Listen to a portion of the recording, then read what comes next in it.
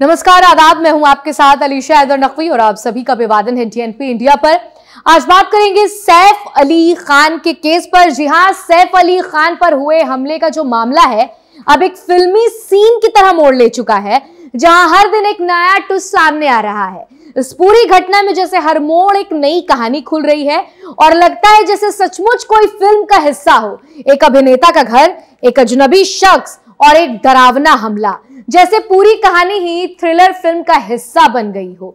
अब हर नई जानकारी और घटना के साथ ही पुलिस ने मंगलवार तड़के इस हमले की पूरी घटना का सीन जो है वो रिक्रिएट किया है, ताकि ये समझा जा सके कि आरोपी मोहम्मद शरीफुल इस्लाम शहजाद ने कैसे सैफ अली खान के घर में घुसकर जो है हमला किया और छोटे बेटे जहांगीर के बेडरूम तक कैसे पहुंचा, फिर कहां से निकलकर घटना को अंजाम दिया।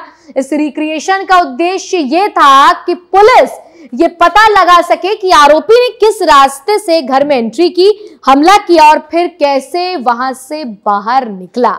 19 जनवरी को गिरफ्तार हुए शरीफुल को पुलिस ने सोमवार को रात 1:15 में लॉकअप से निकालकर सबसे पहले बांद्रा स्टेशन ले जाया गया।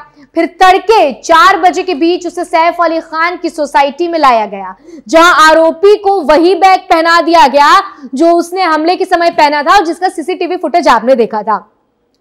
इस रिक्रिएशन में यह पता लगाने की कोशिश की जा रही है कि वो घर में किस रास्ते से घुसा और हमले के बाद किस तरीके से वो बाहर निकला, जिस तरीके से पूरी वारदात को अंजाम दिया गया था। पुलिस की फॉरेंसिक टीम भी सैफ के घर पहुंची और जांच में टीम ने सैफ के घर के बाथरूम की खिड़की, शॉफ्ट की सीढ़ियों और कुल 19 फिंगरप्रिंट्स इकट्ठा किए हैं।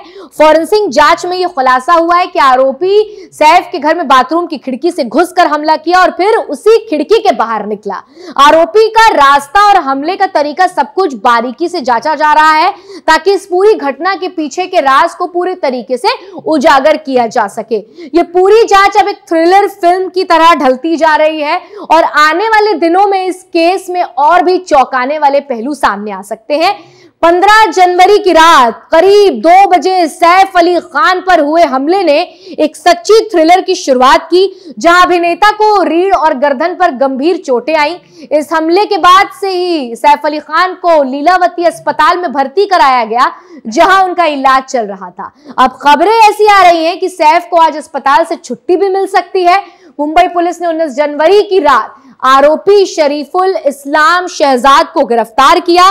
पुलिस की क्राइम ब्रांच ने बताया कि शरीफुल बांग्लादेश में एक कुश्ती का खिलाड़ी था और वर्तमान में वो 5 दिन से पुलिस के रिमांड पर है। पुलिस के मुताबिक आरोपी शरीफुल 16 जनवरी की सुबह सैफ के अपार्टमेंट में चोरी के इरादे से घुसा था।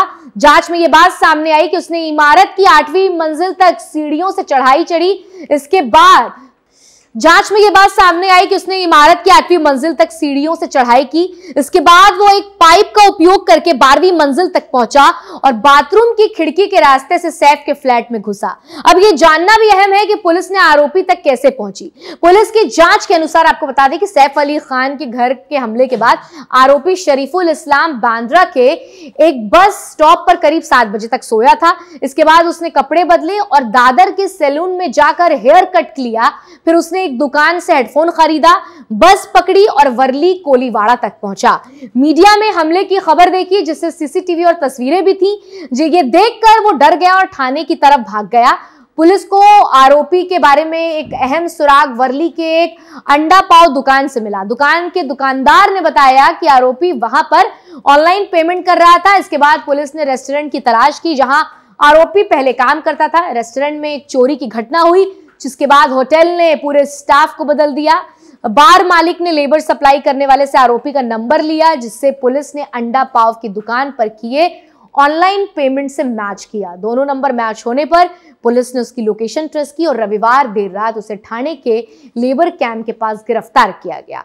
और आखिरकार आरोपी की पहचान उसके बांग्लादेश स्थित माता पिता ने की, जिससे इस पूरी जांच में कड़ियां जो हैं वो पूरी होती गई। इस पूरी कहानी को देखकर अब ये सवाल उठता है कि इतना बड़ा स्टार, जिसे एक हाई प्रोफाइल घर में सुरक्षा दी जाती है, और फिर भी कैसे एक चोर जो दूसरे देश से आया हो इतनी आसानी से घर में घुस जाता है। यह घटना सुरक्षा के गंभीर चूक को उजागर करती है। सैफ अली खान जैसे बड़े नाम वाले सितारों के घरों में आम तौर पर उच्च स्तर की सुरक्षा होती है, जिसमें सिक्योरिटी गार्ड्स, सीसीटीवी कैमरे और अलार्म सिस्टम शामिल होते हैं। फिर भी आरोपी ने सैफ के अपार्टमेंट में बाथरूम की खिड़की से घुसने में कामयाबी हासिल की, जो ये दिखाता है कि सुरक्षा में कहीं ना कहीं खामियां थी। बाथरूम की खिड़की जैसे कमजोर बिंदु का इस्तेमाल करके घर के अंदर चोर पहुंच जाता है। यह सुरक्षा व्यवस्था की कमजोरी को साफ तौर पर दर्शाता है। ये घटना इस बात को भी जाहिर करती है कि भले ही कोई घर कितना सुरक्षित क्यों ना हो, अगर सुरक्षा के पहलू पर ध्यान नहीं दिया गया तो इस तरीके की घटनाएं हो सकती हैं। इसके अलावा इस घटना के बाद यह भी साबित होता है कि हर स्तर पर सतर्कता, समुचित सुरक्षा प्रबंधन बहुत ज्यादा जरूरी है, खासकर जब आप बड़े सेलिब्रिटी या उच्च प्रोफाइल के व्यक्तित्व हो। क्योंकि जब आपके जैसे घरों में चोरी हो सकती है, इतने बड़े हाई प्रोफाइल के घर में चोरी हो सकती है, फिर हम और आप तो फिर क्या ही चीजें। इसलिए जरूरी है कि सुरक्षा के मानकों का ध्यान रखें।